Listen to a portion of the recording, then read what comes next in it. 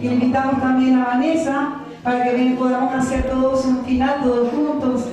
Si puede pasar el maestro también, le vamos a agradecer para hacer todos juntos este gran final, y también a nuestro querido cónsul. Lo que sí queremos recordar también, Sergio, que adelante están los CDs para las personas. Así mismo, la salida de la puerta, ahí estarán todos los artistas, si quieren una fotografía de recuerdo de este momento tan especial, y por supuesto también estarán filmando los discos compactos. Claro, los discos que están ahí expuestos. Muchísimas gracias para todas las personas que han venido a compartir con nosotros. Entonces, con mucho cariño.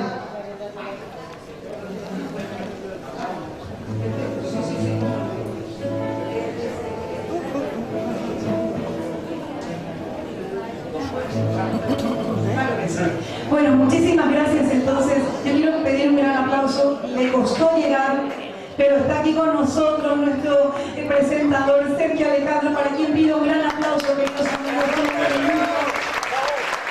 El medio de comunicación, orgullosamente hoy trabajando en la Costa del Sol. Muchísimas gracias por la asistencia, a todos los españoles, nuestro respeto y nuestro cariño de siempre, y a todos los connacionales.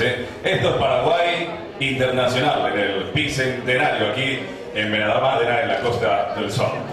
Vamos a disfrutar el cierre con todos los artistas unidos.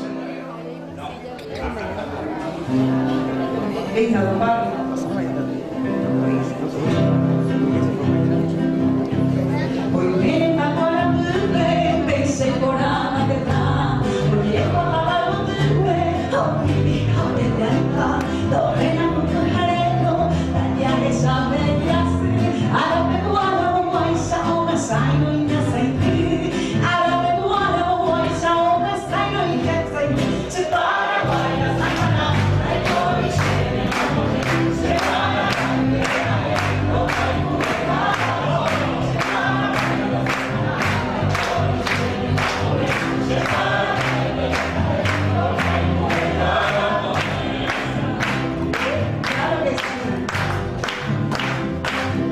Acompañamos con las palmas.